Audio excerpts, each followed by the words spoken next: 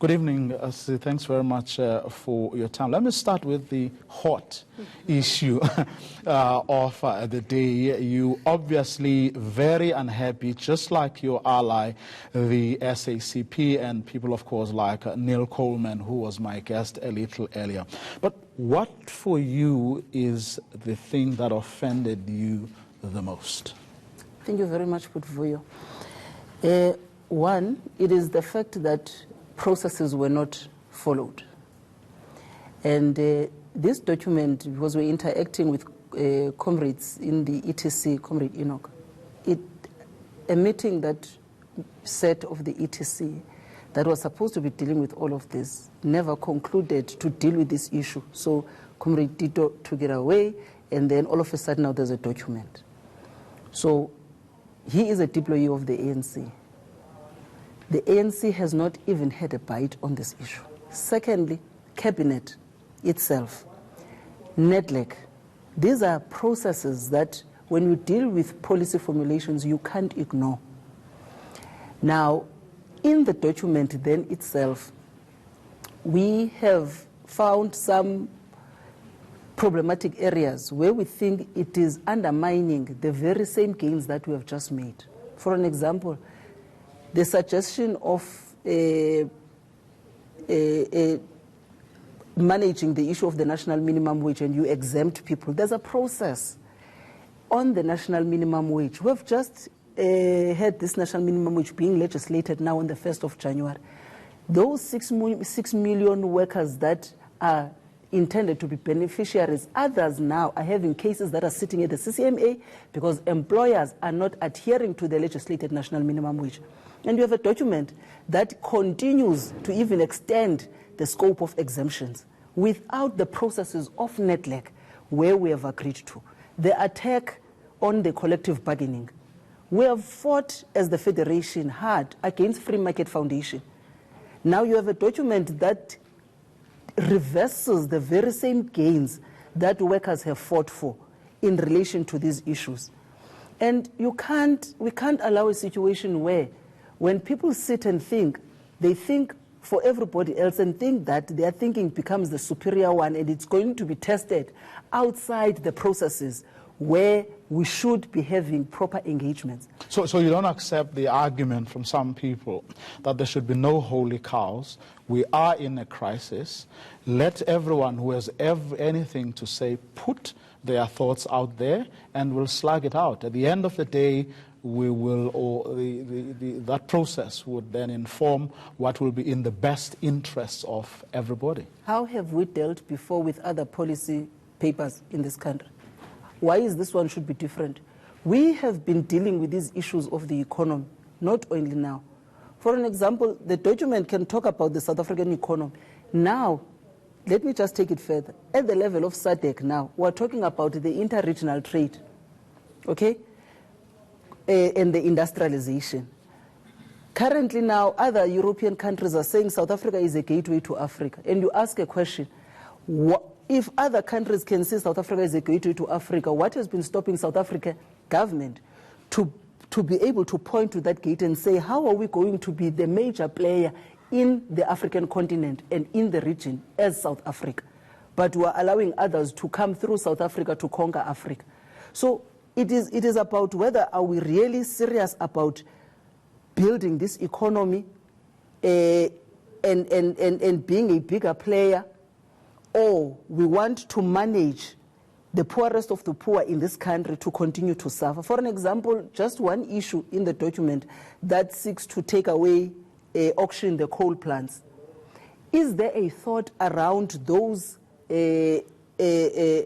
communities where these coal plants are and the mines? What is going to be the future of those people that are in those coal mining communities? Secondly, what is the future of those workers? Has the thought gone there? I don't think that, one, we're talking about the process, but secondly, substantively, it can't be undermining and reversing the gains that have been won.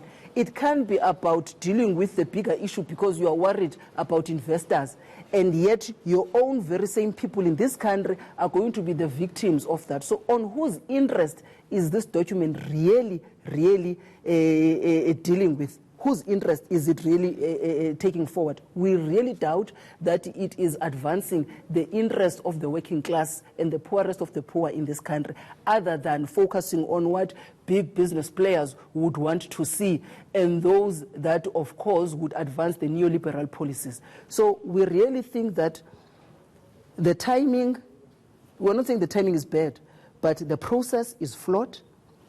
It undermines how we negotiate processes in this country.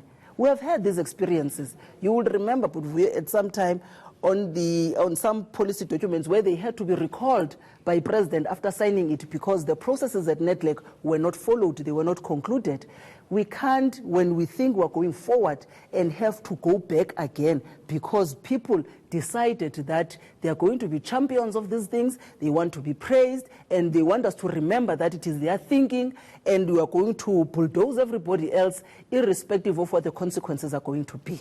Still on jobs, and of course among the resolutions you have taken at this meeting is to protect jobs.